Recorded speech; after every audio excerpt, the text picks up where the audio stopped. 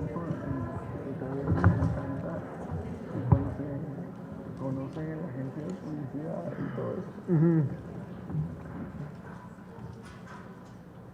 Hola, buenas tardes. A nombre de Penguin Random House, pues muchas gracias por estar aquí, otra vez ya todo presencial en la Feria del Libro de Guadalajara, que siempre es un gustazo venir a estos espacios de lectura. Y pues qué mejor que esta tarde conversar, platicar y reírnos un rato, pensar acerca de este gran libro de cuentos de Enrique Serna, Lealtad al Fantasma, con esa pluma mordaz que lo caracteriza y siempre contrapunteando contra nuestra propia identidad. Y para ello nos acompañan Sara Isabel Quintero, gran actriz; Daniel Centeno, también es autor venezolano, con otra novela muy divertida que se titula La Viuda Alegre; y por supuesto nuestro autor Enrique Serna. Así que muchas gracias por estar aquí a ustedes, y a Sara, Daniel y por supuesto Enrique.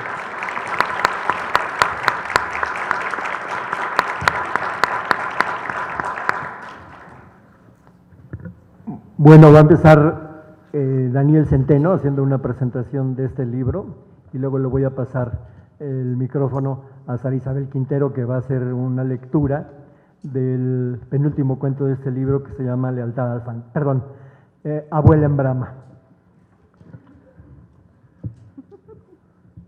Todo acto de humor también es un acto de salvajismo, seminal, de cruda tragedia. A menudo se comete el error de creer que la literatura que navega en esas aguas no es nada seria, y aprovecho esta última palabra para apoyarme en una oración ajena que puede ser un mantra de vida. El humor es una cosa muy seria. Añadiría, también es un caballo difícil de dominar. Enrique Serna lo sabe y lo demuestra en cada entrega. Quiero hacer la salvedad de que quien esto escribe es un yonki de su literatura. Llegué a ella de casualidad, como también se llega a los amores más puros y arrebatados. Algunos abriles ya han pasado cuando me topé con una antología de cuentistas en la que una pieza refulgía por encima del resto, hombre con minotauro en el pecho. Si aún no la han leído, no entiendo cómo pueden estar tan panchos y relajados, porque para este venezolano fue como encontrarse con esa barajita rara del álbum de la literatura que cada uno llena por dentro. Créanme que en esas 20 páginas sobraba inventiva, desesperación, trama, giros, manejo del tiempo y una construcción de personajes digna de un marciano. El humor de lo por descontado. En mi ignorancia y envidia de bisoño autor, llegué a barruntar que un cuento de ese octanaje solo se escribe con suerte, una o dos veces en tu carrera, y quizás en esos momentos de rara epifanía tan mentados por los escritores románticos. Craso error. Enrique me dio una cachetada con guante blanco cuando me hice con Amores de segunda mano, el libro que incluía el relato de mis tormentos. La razón es simple. El volumen contenía 11 obras maestras, de las cuales no existe un solo día en mi trabajo de la universidad en la que no me acuerde de la pieza Borges y el ultraísmo. Los que ya la conocen sabrán de lo que hablo. Aprovecho lo anterior para detenerme en la siguiente idea. Creo no estar equivocado al decir que cuando un artista logra ese milagro de hacer de su apellido un adjetivo que engloba todo un universo discernible, ya tiene casi todo el mandado hecho. ¿O acaso no existen metáforas borgianas, escenas felinianas, rostros picasianos o melodías macartnianas? Con Serna a mí me pasó otro tanto, y de eso me di cuenta cuando salté mis otras dosis de yonki. No olviden que esto lo acabo de confesar. Ya sea en formato de novela, El seductor de la patria, Fruto verde, Uno soñaba que era rey o El vendedor de silencio, por nombrar algunas. En formato de articulismo y ensayo, Las caricaturas me hacen llorar, Giros negros o Genealogía de la soberbia intelectual. O ya en formato de cuentos, El orgasmógrafo, La ternura caníbal y su más reciente Lealtad al fantasma. Si les contara la de veces en la que me he sentido un personaje de Serna o atrapado en una situación serniana, les juro que de esta sala no saldremos esta noche. Porque eso es lo que hacen los libros de este autor. Poner una pantalla de alta definición para mostrarnos la realidad que conocemos y enseñarnos que, tal como decía Charles Chaplin, esta trágica vida Si se la ve muy de cerca, es lo más parecido a una comedia. Lealtad al fantasma es su más reciente disección de ese rarito animal que somos todos cuando se nos pone en sociedad. En sus 7 cuentos, Enrique se revela como ese Dios impiadoso que se sienta a comer palomitas con el control remoto en la otra mano, mientras su galería de personajes transita todo tipo de dilemas morales, fantasmagorías, amores caninos, castraciones a la autoestima y fricciones de clases sociales.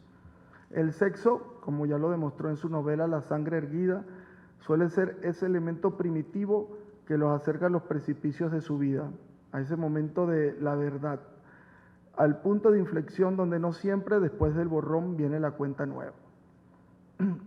Como viejo zorro que es del oficio, Enrique abre este volumen con un cuento que en pocas páginas agarra al lector por las solapas, El anillo maléfico. No crean que acá existe un homenaje a los mundos mágicos de Tolkien. Todo lo contrario, si acaso hay uno, serían los mundos terrenales de la Lolita de Nabokov. Y me atrevería a decir que también a las tramas metaliterarias de Unamuno. Y esa ancla a tierra, que es la materia prima del humor de este autor, rara vez abandona los relatos de lealtad al fantasma, porque es la que impregna el amor irreflexivo de un afán por una artista y sus redes sociales, el terror político de unos personajes ante el peligro de venezolanizar a México, o la madurez de la carne y sus debilidades a destiempo. En esta era del spoiler alert, he de confesar que no podré dar más señas sobre estas 7 joyas que suelen terminar con giros inesperados. Si vieron ustedes el Sexto Sentido, sabrán también de lo que hablo. Ha pasado mucho tiempo desde que me topé con hombre con minotauro en el pecho. Hice las paces conmigo mismo, dejé la envidia a un lado y he aprendido a vivir en un mundo en donde existe Enrique Serna. Suelto una confesión que espero quede entre nosotros, que no salga de acá. Me ahorré la lana de posibles años de terapia gracias a Billy Wilder. Para esto último necesito mencionarles una anécdota que me ha resultado medicinal. Decir que las historias y guiones de Billy Wilder son geniales sería incurrir en el lugar común. Aunque fue un cineasta hasta el día de su muerte, películas como El apartamento, Sunset Boulevard o Doble Indemnidad para mí son muestras de gran literatura. Entre los muchos oficios que ejerció Wilder hubo uno que lo marcaría por el resto de su vida, haber trabajado con el director Ernst Lubitsch. Con él escribió esa obra maestra de 1939, Ninotchka, una pieza política que con un fino humor ridiculizaba esos años de Guerra Fría. Cuentan quienes conocieron a Wilder que en su despacho en la pared que daba enfrente de su escritorio mandó colgar un cartel que estaba obligado a ver cada vez que levantaba la vista.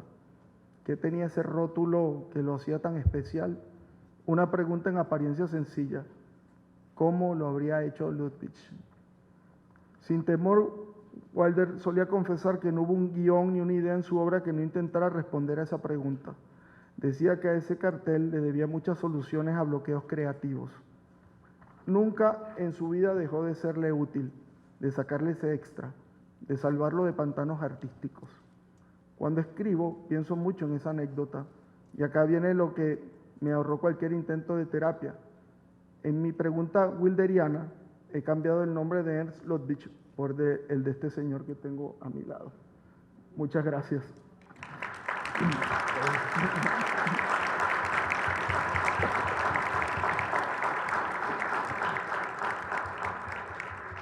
Bueno, y ahora le voy a pasar la estafeta a Sara Isabel Quintero, que creo que es una actriz ampliamente conocida y admirada por ustedes, y que va a leer el comienzo de mi cuento Abuela en Brama.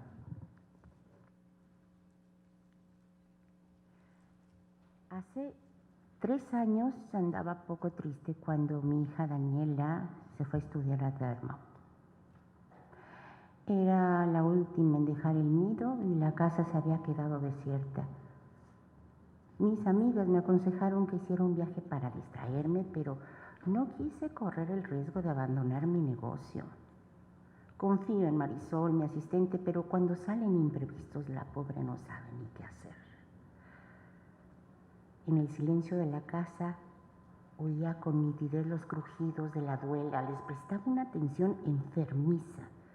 Y para aliviar la sensación de vacío me tomaba 2 o 3 highballs antes de dormir. Bueno, la mera verdad, a veces eran 4 o 5. No extrañaba a Braulio, mi difunto esposo, porque en la última etapa de nuestra vida en pareja, desde que lo jubilaron en la constructora, nos fuimos alejando tanto a pesar de vivir bajo el mismo techo, que llegamos a ser perfectos desconocidos. Fue un esposo responsable, lo admito, y un excelente proveedor, pero el autismo, su defensa neurótica contra el mundo exterior, se le fue agravando en la vejez. Era 15 años mayor que yo. Al grado de ignorarme semanas enteras. Ni siquiera en el desayuno, nuestra única hora de convivencia, podría lograr que apartara los ojos de la tele o del celular. Me dejó un buen patrimonio en dólares que tengo invertido en la bolsa. Por ese lado no tengo queja. Pero la verdad es que empecé a sentirme viuda mucho antes de su muerte. Da pena decirlo, pero entre aquella soledad acompañada y la soledad auténtica que se me vino encima tras la partida de Daniela, prefería 1000 veces vivir y beber así, alejada de la cordura, con un vértigo raro, el vértigo de la independencia recuperada. La carne me reclamaba los placeres que le había dejado de ver, con una fiebre angustiosa que solo había sentido en la adolescencia, cuando el miedo multiplica su poder sobre mí. A la vejez, viruelas. ¿Quién iba a decirme que un cuerpo tan casto y aletargado se alebrestara de pronto exigiendo el fin de su largo ayuno? Una noche calurosa de mayo, cuando ya andaba a medios chiles, perdí por completo el pudor y me puse a ligar en Facebook. Al principio con un ánimo juguetón, intrigada por saber si a mi edad aún tendría pegue. Alguno de mis hijos me pude haber descubierto. Ver a su madre pidiendo guerra en ese aparador obsceno les habría erizado los pelos. Ahora lo pienso con escalofríos, pero entonces todo me valía madres. Con el nombre de batalla que me inventé, Giselle Bloom, maquillaje de noche y un escote de cabaretera para lucir la buena pechuga, coseché 90 likes. Y una buena cantidad de piropos, algunos bastante léperos. Porque, modestia aparte, no estoy tan echada a perder. Hago pilates 4 veces por semana y ejercicios faciales para reducir la papada. Tengo el busto firme sin necesidad de implantes. No se me nota el lifting. Y por suerte, nunca tuve tendencia a engordar. Según mis amigas, parezco 10 años más joven. Soy el odioso punto de comparación que les echa en cara sus corpulencias de matronas. Hubiera preferido un galán maduro, pero los hombres solteros de mi edad ya se cortaron la coleta o prefieren la carne joven. Con los chavos, en cambio, tuve un éxito arrollador. Se me lanzaron en jauría, no exagero. Aunque muchos de ellos eran horrendos y los de buena facha no me inspiraban confianza. Sabía que la red estaba llena de malvivientes que abusan de los incautos.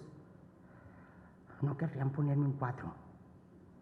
Halagaban mi vanidad para secuestrar a la ruca ofrecida que se le ponía de apechito.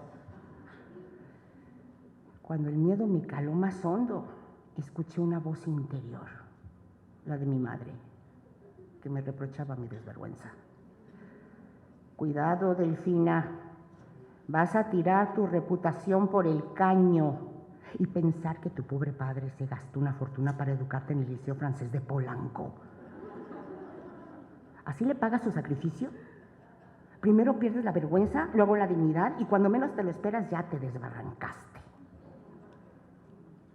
Si mi ángel de la guarda me hubiera hablado con una voz menos odiosa, tal vez le habría hecho caso. Pero como adoptó una personalidad autoritaria con la que siempre he tenido conflictos, su reprimenda fortaleció mi antojo.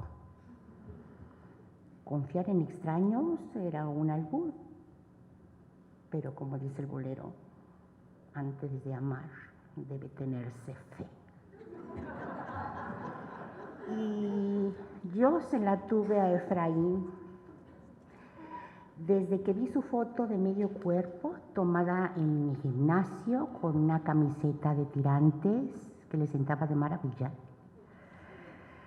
La agrandé a pantalla completa con un leve hormigueo en los pezones.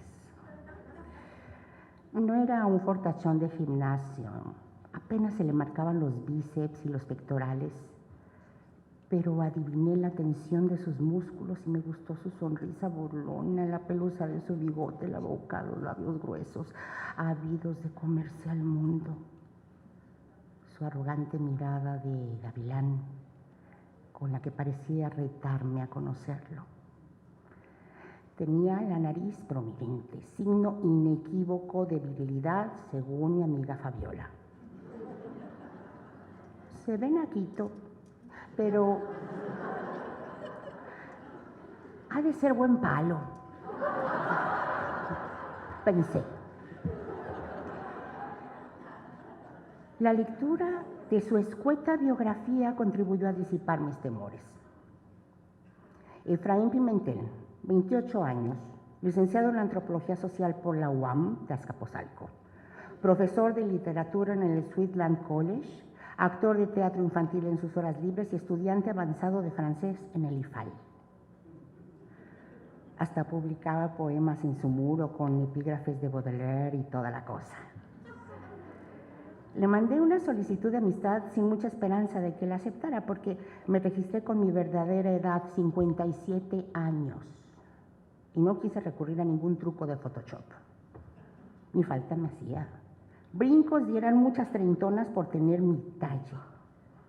Nada de engaños. Quería jugar con las cartas abiertas. Quien tuviera interés en mí ya sabía lo que iba. Efraín era el típico polluelo en busca de una mamá.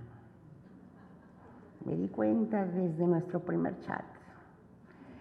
Quizá yo le despertara fantasías incestuosas, pero insistió en llamarme señora, a pesar de que yo le pedí que me tuteara. Le alegraba que una mujer madura y distinguida como yo tuviera la juventud espiritual de ponerse a charlar con extraños en la red. Yo le dije que la juventud es un estado de ánimo y el mío volaba por las nubes.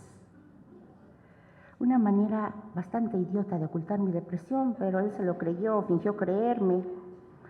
Dijo que algunos millennials, en cambio, eran amargados prematuros. Vaya, pensé. Una charla filosófica, la primera de cambio, qué bien va esto. Del chat nos pasamos al Skype.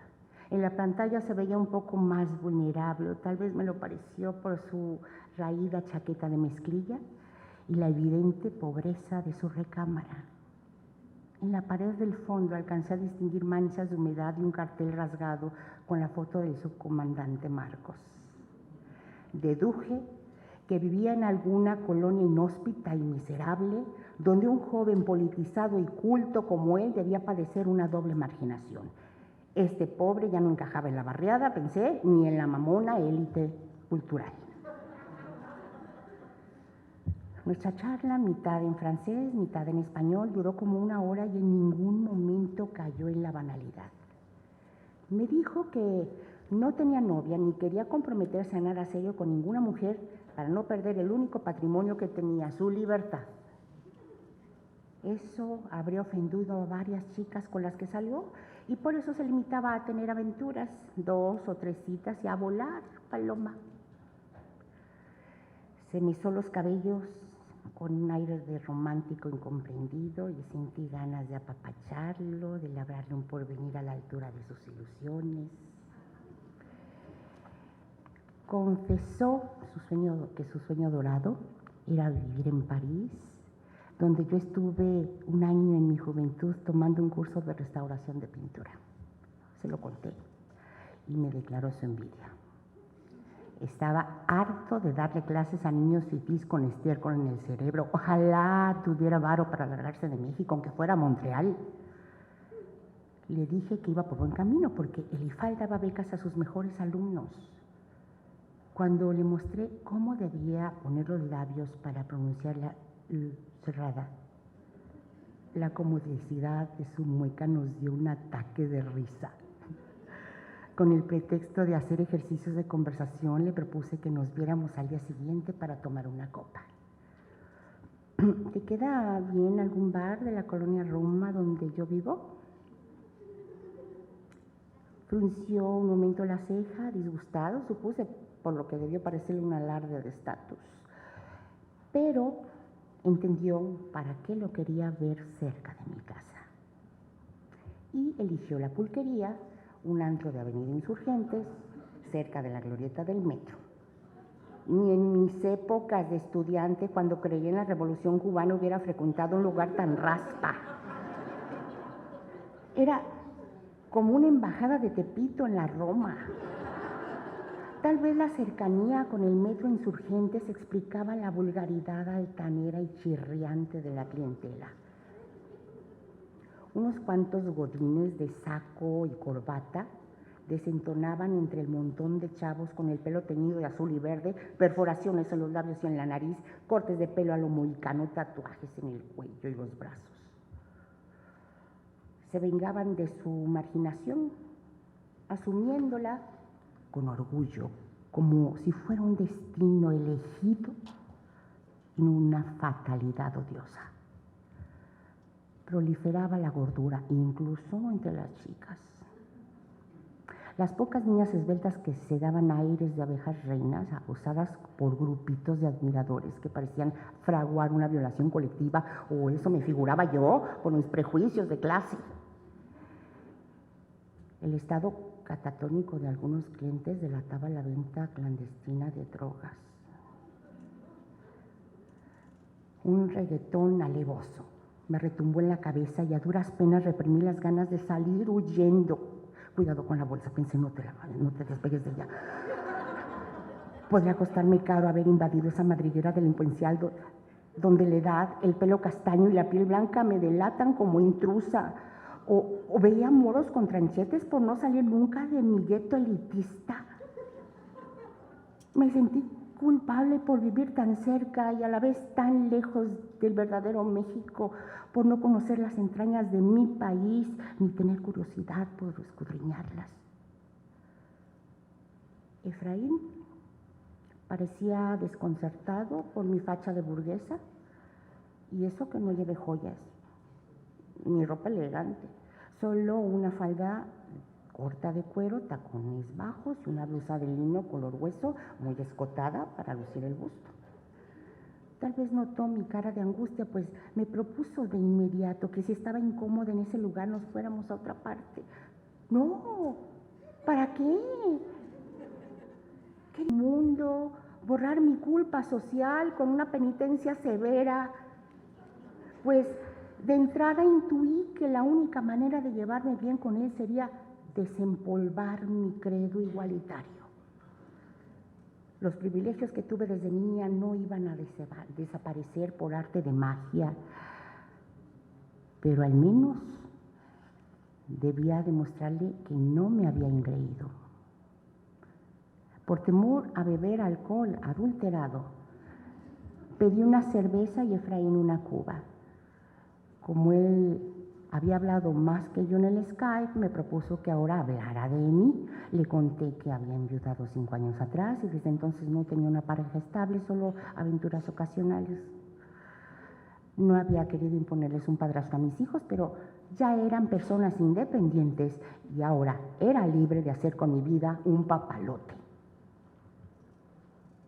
Me dedico a enmarcar cuadros y a vender materiales para pintores. Mi tienda se llama Degas y está cerca, en Álvaro Obregón. ¿No la has visto? La mera verdad, no ando mucho por ese rumbo. Cuando la abrí era un changarro, pero ha ido creciendo porque gracias a Dios no me faltan clientes. Y ahora quiero abrir una sucursal en San Ángel.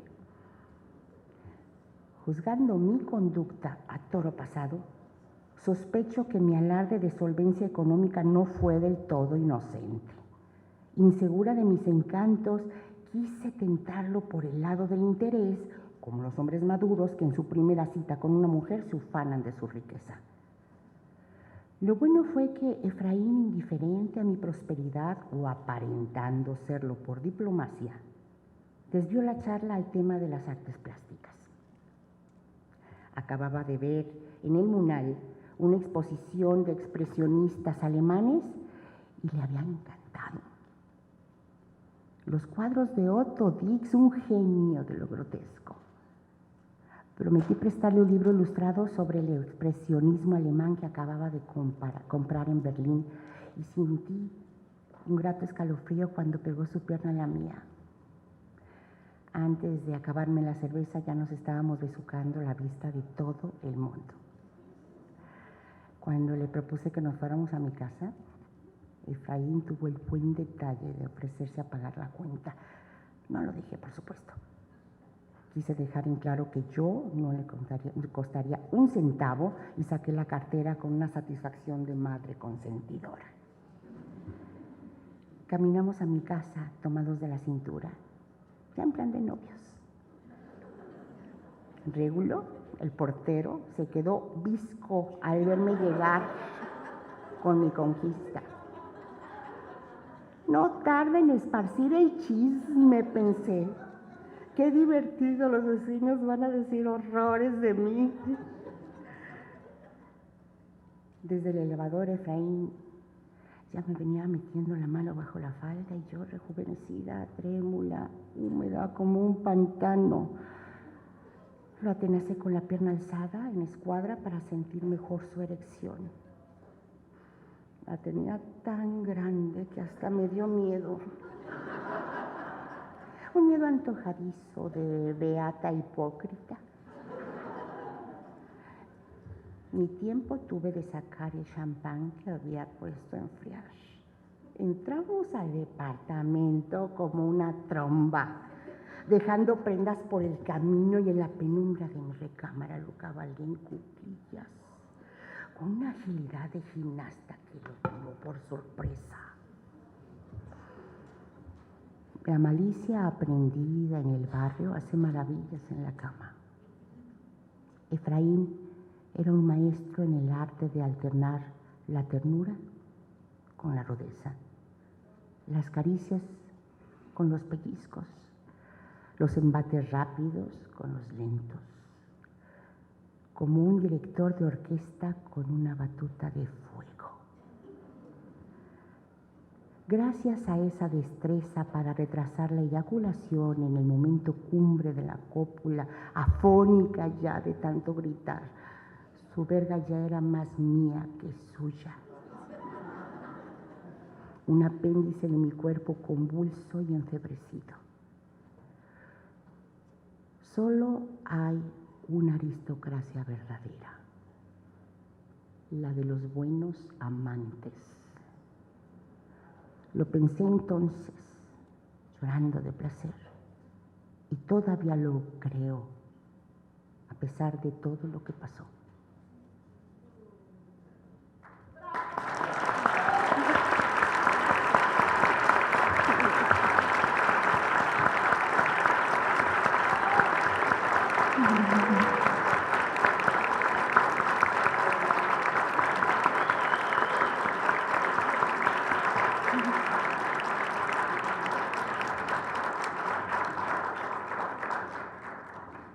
Bueno, y si quieren saber qué fue todo lo que pasó, ya saben que tienen que leer Abuela en Brahma.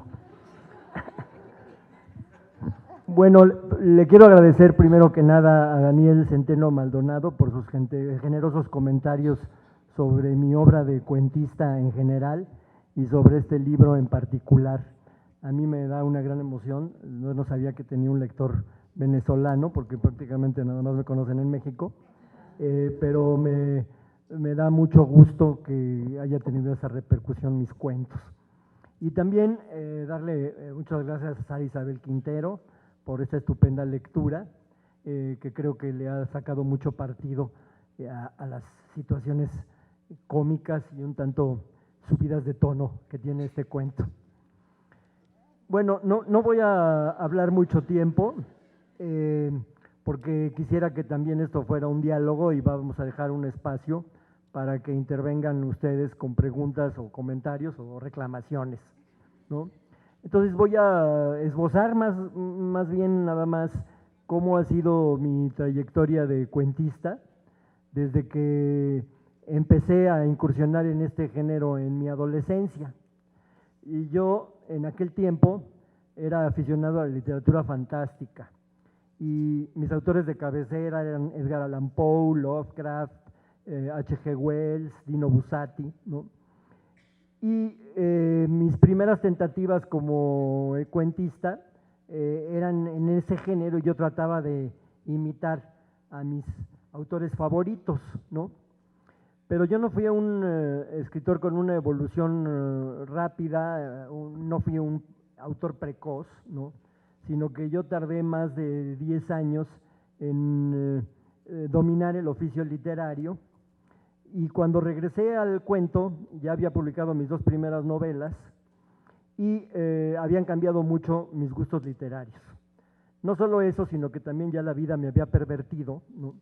Y entonces me interesaban otros temas, y los temas que me interesaban eran la dependencia neurótica en el seno de la pareja, el esnovismo de las élites culturales, las máscaras que muchos nos ponemos en el teatro social y en general la comedia de las pasiones, ¿no? Y ese fue el tema de mi primer libro de cuentos, Amores de segunda mano, ¿no? Y he seguido en esa tónica a lo largo de 4 libros ya que llevo con este, ¿no? Que tiene mucho que ver con las lecturas que yo hice, digamos, entre los 20 y los 28 años, que fue cuando empecé a escribir Amores de segunda mano, ¿no? Describí a los clásicos del cuento cruel, empezando por Villiers de L'Isle-Adam, ¿no? Que es un escritor que seguía al pie de la letra el mandamiento de los escritores malditos de aquella época, que es odiarás al burgués sobre todas las cosas, ¿no? Entonces, en aquel tiempo como en la actualidad, el melodrama era el género favorito del público que acudía a los teatros a llorar a lágrima viva, ¿no? Y Villiers y otros escritores de la época se daban cuenta de que esto estaba creando una falsa autocompasión de parte del público, que se identificaba con las víctimas, que sentía que estaba del lado del bien, ¿no? Y él notaba que esto creaba una especie de narcisismo de la conciencia, ¿no? Y los cuentos de Villiers tratan precisamente de dinamitar esta actitud autocomplaciente, ¿no? Proponiéndole a los lectores otro tipo de identificación que es diametralmente opuesta a la del melodrama, ¿no? Que es mostrar más bien los impulsos hacia la crueldad, la explotación artística del dolor humano, y con todo eso como que desilusionar de la manera más brutal posible a los lectores, ¿no? Entonces este fue un escritor que a mí me causó un gran impacto, y otros de la misma época como Baudelaire en El Spleen de París, que es un libro de poemas en prosa, pero que tiene algunas piezas que son, se pueden considerar cuentos, ¿no? Algunos cuentos de Oscar Wilde, como El Ruiseñor y la Rosa, que es la historia de un muchacho enamorado de una doncella a la que no sabe cómo impresionar, y cuando está en un balcón hablando de su enamoramiento, un ruiseñor lo escucha y se clava en una espina en el corazón para teñir de rojo esa rosa, ¿no? No les voy a decir cómo termina el cuento, porque creo que lo podrían disfrutar los que no lo conozcan, pero el caso es que es un cuento que parece un cuento de hadas, y al final del cuento Wilde le arroja un balde de agua helada a sus lectores, ¿no? Estos autores, o por ejemplo el brasileño Joaquín María Machado de Assis, que es probablemente el mejor narrador latinoamericano del siglo XIX, ¿sí? Autor de un cuento que me parece maravilloso, La causa secreta, ¿sí? Cuyo protagonista, Fortunato Gómez de Silveira, es un sádico que es dueño de un hospital y le encanta estarse paseando por los quirófanos para ver cómo están destazando a los enfermos, siempre está cerca de un accidente donde ha corrido la sangre, y no solo tiene una crueldad por las escenas truculentas, sino también una crueldad moral, ¿no?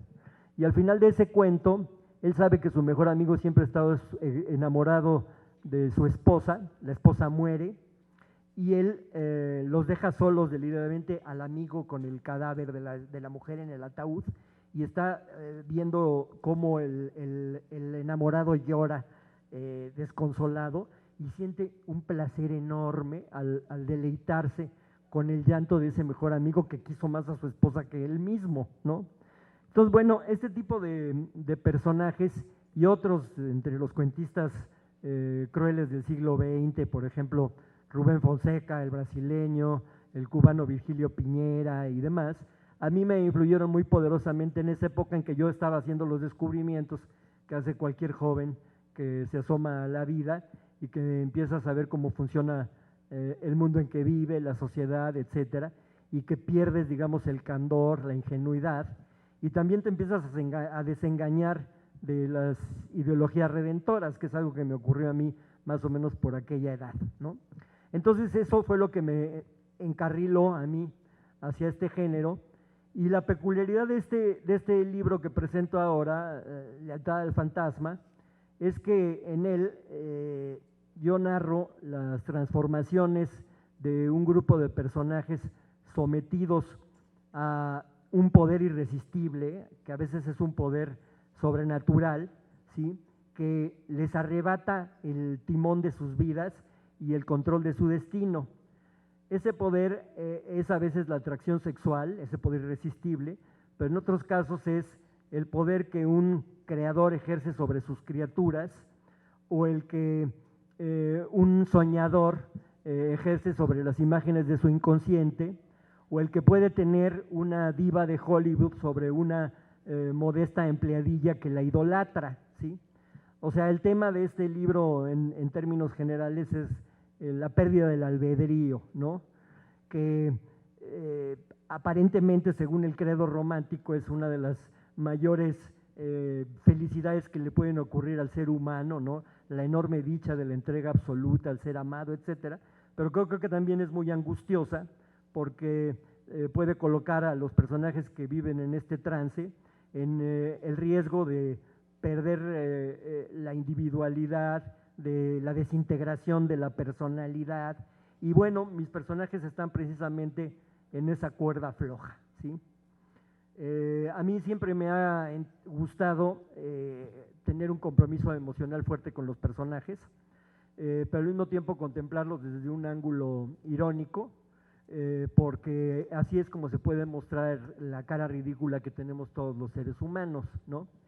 Y cuando logro encontrar esa beta, pues siento que puedo producir un efecto de ambigüedad, que es lo que enriquece la literatura, ¿no?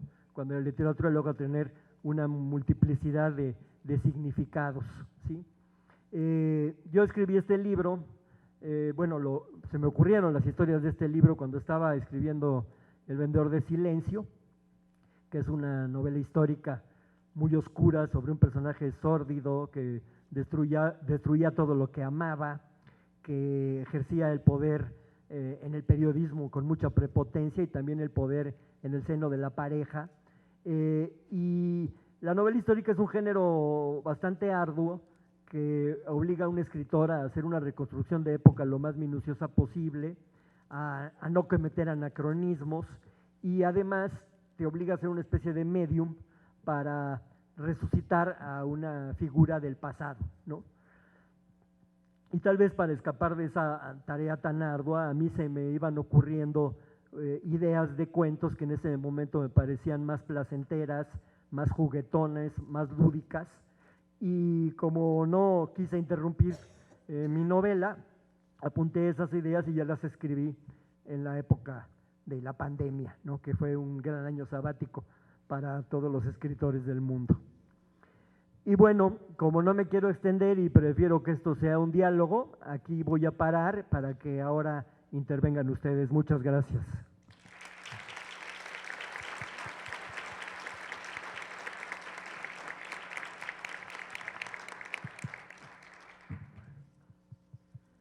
Hola Enrique, muchas gracias por cedernos el micrófono.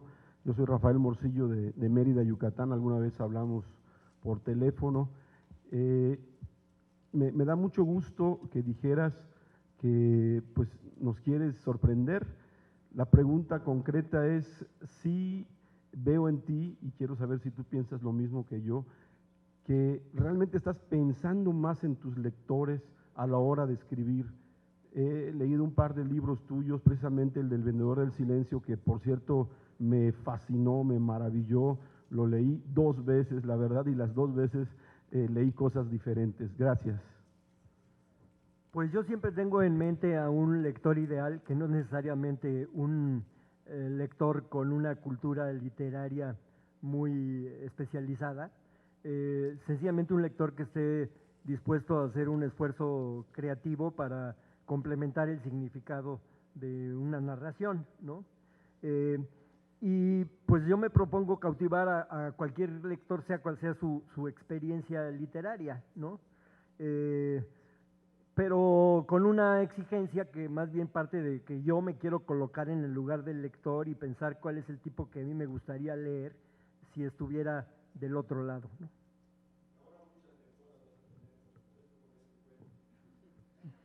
Pues ojalá.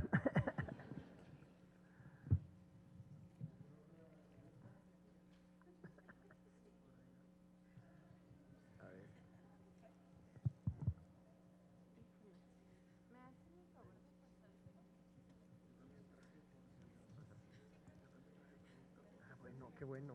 Pues si quieres. Muchísimas gracias a todos por la oportunidad. Yo aquí vengo a dar flores. Me encanta su pluma, me encanta el estilo que tiene de los cuentos. Realmente gracias a su trabajo es que admiro el trabajo de un cuentista. Me encanta también, he tratado de hacer cuentos gracias a usted, de que me inspira su trabajo, me inspira sus personajes, la sagacidad que tiene, y como había dicho, vengo aquí a dar flores, y me gustaría conocer cuál es su personaje favorito de los creados por usted. Pues realmente no tengo favoritos porque Todos se destrozan. a todos los quiero igual, pero a mí me gusta en particular hacer protagonistas femeninas, ¿no? Ese desdoblamiento me parece que es muy interesante, ¿no?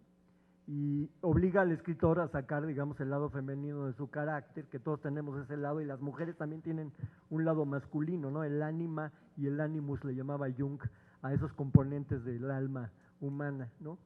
Y me parece que esos ejercicios de travestismo literario son muy interesantes, y yo en un artículo reciente le recomendaba a los chavos que quieren cambiar de sexo desde los 12 años que también ejerciten la imaginación, ¿no? Para colocarse en el lugar del hombre o de la mujer sin necesidad de operaciones tan cruentas, ¿no? Bueno, Fernanda y Enrique, al escuchar este relato de Isabel, ¿no tienen ustedes contemplado en el futuro hacer audiolibros con estas historias? Pues no sé si ya la hayan hecho, porque la editorial Alfaguara ya saca audiolibros prácticamente de todos sus libros, ¿verdad? Si Pues no ha salido, saldrá pronto. Felicidades, maravillosa voz.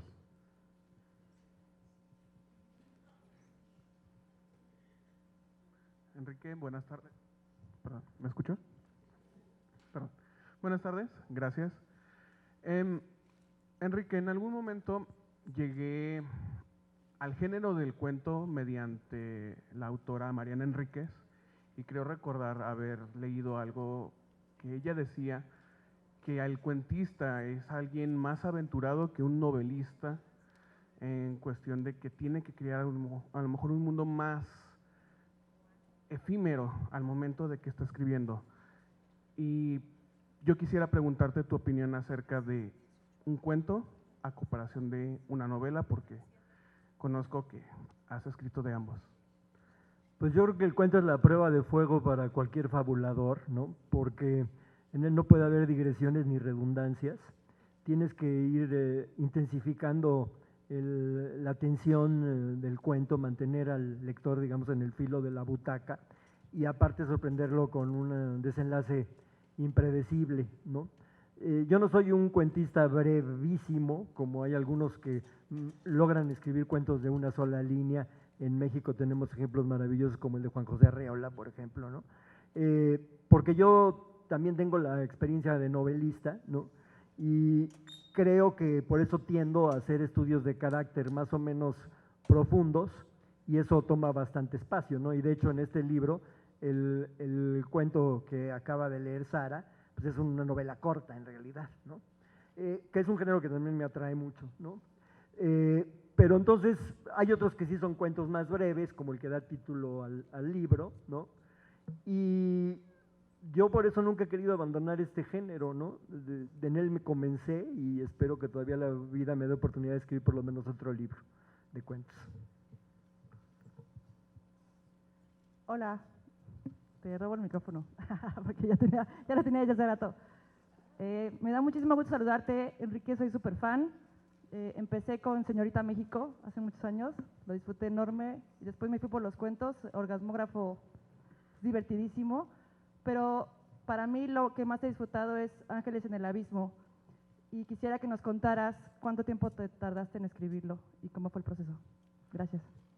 Pues para Ángeles del Abismo me tardé como 3 años entre la investigación y la escritura de la novela, ¿no? Es una novela que está basada en un proceso inquisitorial de una falsa beata que fingía arrebatos místicos para sacarle dinero a los aristócratas de la Nueva España, ¿no?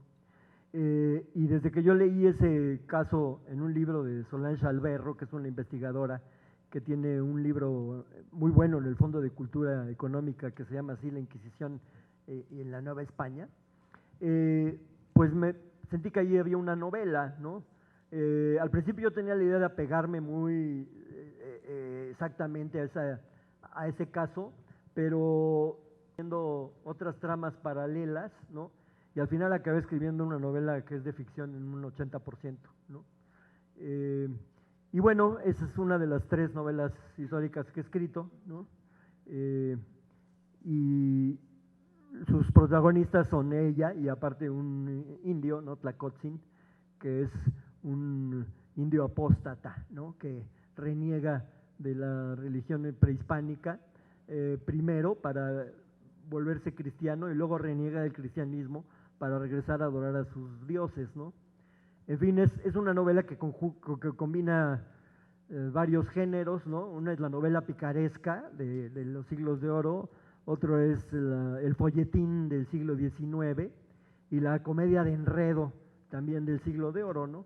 Yo hice esa, digamos, combinación de géneros que son algunos de los géneros que me han fascinado a mí como lector, porque yo estudié la carrera de letras y cuando hice mi tesis me intoxiqué de la literatura barroca del siglo XVII, ¿no?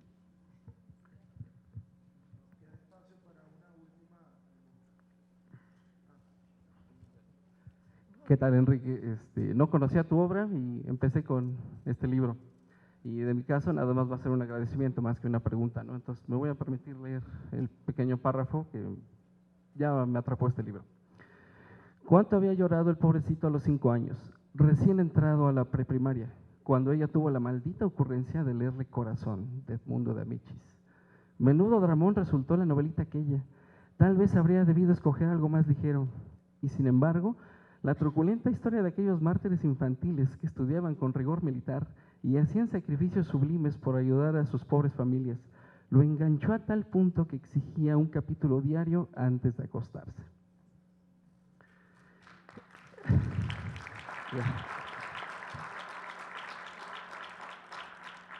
Mi abuelo falleció este año, en febrero. Cuando yo tenía 6 años, todas las noches me leía Corazón diario de un niño. Y yo siempre deseaba que continuara el siguiente capítulo. Me dolía porque sí, efectivamente, como lo dices en tu libro, el rigor militar que tenía, sobre todo por los tiempos de los que estamos hablando y sobre todo de aquella Italia de finales de 1800, pues hacía que uno se prendiera con los personajes, sobre todo con Enrique, ¿no? Porque es un diario, está contado de forma de diarios este libro. Entonces, muchas gracias por moverme el alma, por sacudirme el alma, porque cuando un escritor mueve los sentimientos de un lector, se convierte en su libro favorito. Y solo llevo 3 páginas. Muchas gracias.